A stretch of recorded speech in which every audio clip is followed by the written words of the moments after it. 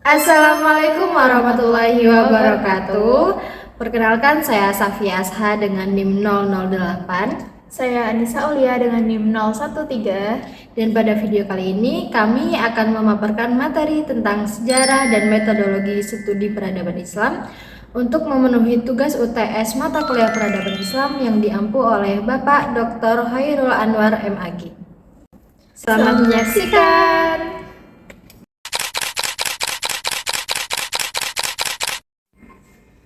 Studi sejarah peradaban Islam adalah studi yang mempelajari bagaimana perkembangan, perjalanan, dan hasil kebudayaan umat Islam dari masa ke masa, serta bagaimana para ahli meneliti dan memahami peradaban tersebut.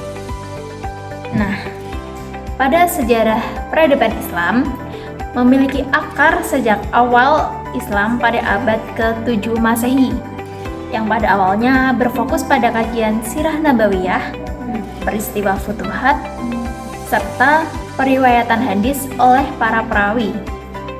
Seiring perkembangannya, sejarah peradaban Islam kemudian menjadi disiplin ilmu akademik yang lebih sistematis, khususnya pada abad ke-19 Masehi hingga abad ke-20 Masehi. Dengan diterapkannya metode penelitian sejarah modern dari barat di perguruan tinggi Islam, sehingga kajiannya menjadi lebih terstruktur, kritis, dan ilmiah.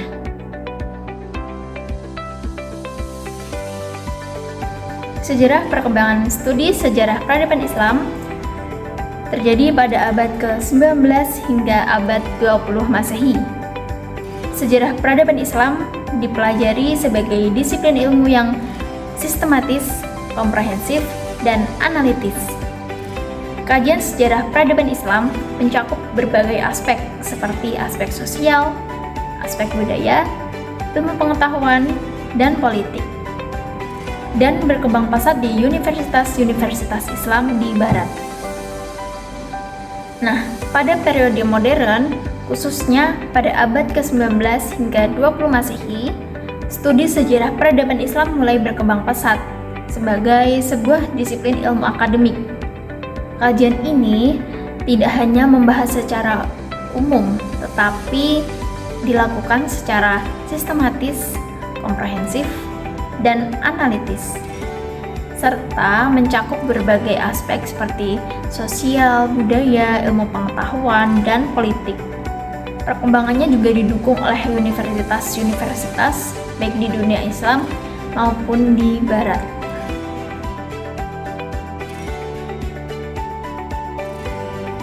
Tujuan studi peradaban Islam yaitu memahami perkembangan pendidikan Islam dari masa ke masa, mengetahui konsep, sistem, dan lembaga pendidikan Islam, menjadi sumber pelajaran dan nilai-nilai sejarah, mendorong pengembangan pendidikan yang lebih baik.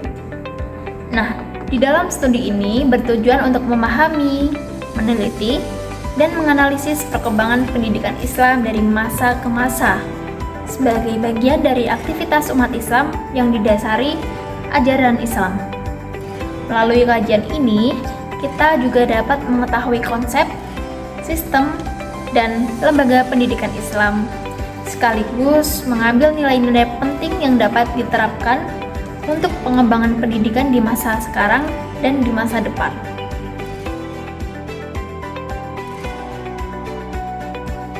Periodisasi kajian sejarah peradaban Islam. Terdapat masa klasik, masa pertengahan, dan masa modern yang hanya difokuskan dalam kajian Rasulullah, Khulafaur Rasyidin, Bani Umayyah, Bani Abbasiyah, dan kerajaan-kerajaan Islam, menggambarkan perkembangan kehidupan umat Islam di masa lalu, serta meliputi berbagai aspek kehidupan umat Islam. Nah, periodisasi sejarah peradaban Islam dibagi menjadi masa klasik, masa pertengahan, dan di masa modern. Kajian ini berfokus pada perkembangan Islam sejak masa Rasulullah, Khulafaur Rasyidin, Bani Umayyah, Bani Abbasiyah, serta kerajaan-kerajaan Islam di berbagai wilayah. Nah, di Indonesia, Sejarah peradaban Islam dipelajari secara akademis di perguruan tinggi Islam seperti UIN, IAIN, dan STAIN. Secara umum, sejarah peradaban Islam menggambarkan perkembangan kehidupan umat Islam di masa lalu yang maju melalui cipta, rasa, dan karsa yang berlandaskan ajaran Islam dalam berbagai aspek kehidupan.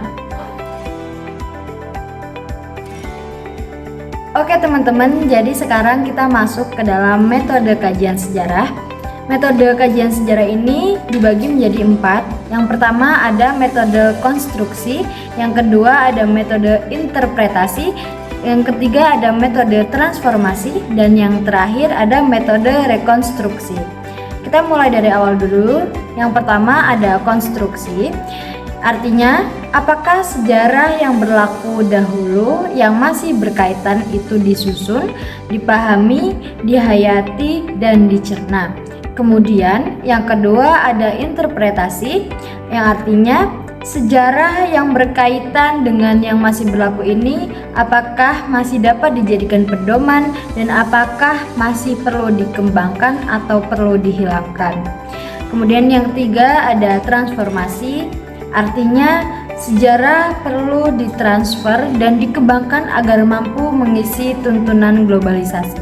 Dan yang terakhir, rekonstruksi. Artinya, melakukan konstruksi ulang secara runtut dan sistematis agar ada keserasian dan kesesuaian dengan zaman bahwa tuntunan global hendaknya mampu menyediakan model peradaban Islam dengan tujuan mampu menghadapi masalah lokal dan global. Nah teman-teman, dalam sejarah peradaban Islam sendiri, metode yang digunakan itu mengacu kepada 2 hal. Yang pertama ada metode penggalian sejarah historiografi, dan yang kedua ada metode sejarah. Nah kita masuk dulu kepada metode kajian sejarah historiografi. Ini penggalian sejarah menggunakan berbagai metode untuk memperoleh data yang valid sehingga diperlukan pendekatan yang akurat juga seperti metode lisan, observasi, dan dokumenter. Nah, karena metode historiografi ini sudah dibagi menjadi ketiga ini, jadi kita akan masuk ke dalam penjelasannya masing-masing. Yang pertama ada metode lisan. Metode lisan ini dilakukan melalui wawancara atau interview dan kuesioner, yaitu dialog antara pewawancara dengan terwawancaranya untuk memperoleh informasi terkait objek sejarah. Yang kedua ada metode observasi, yaitu penelitian dengan mengamati objek sejarah secara langsung di lapangan secara sistematis menggunakan panca indera, lalu mencatat hasil pengamatan sebagai data penelitian. Kemudian yang terakhir ada metode dokumenter, adalah penelitian yang mengumpulkan data dengan mempelajari catatan atau memperoleh informasi dari laporan peristiwa yang berisi penjelasan, pemikiran, dan catatan penting sebagai sumber sejarah. Kemudian untuk metode sejarah sendiri itu dibagi menjadi 3. Yang pertama ada metode deskriptif, yaitu metode yang digunakan untuk menggambarkan peradaban Islam sebagaimana adanya, yaitu ajaran Islam yang dibawa langsung oleh Nabi Muhammad SAW serta hubungannya dengan peradaban, dengan tujuan memahami isi dan makna yang terkandung di dalam sejarah tersebut. Kemudian yang kedua ada metode komparatif, yaitu cara membandingkan peradaban Islam dengan peradaban yang lain. Tujuannya untuk mengetahui persamaan, perbedaan, dan hubungan di antara keduanya berdasarkan fakta yang ada. Dan yang terakhir ada metode analisis sintesis, yaitu cara mengkaji peradaban Islam secara kritis melalui analisis luas, lalu disimpulkan secara menyeluruh untuk melihat keunikan, kelebihan, kesatuan peradaban Islam sendiri.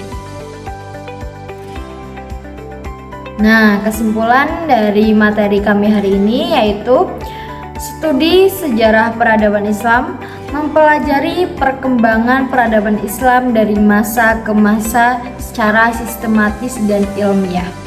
Kajian ini mencakup berbagai aspek kehidupan serta menggunakan beragam metode sejarah untuk memahami, menganalisis, dan merekonstruksi peradaban Islam secara utuh dan kritis.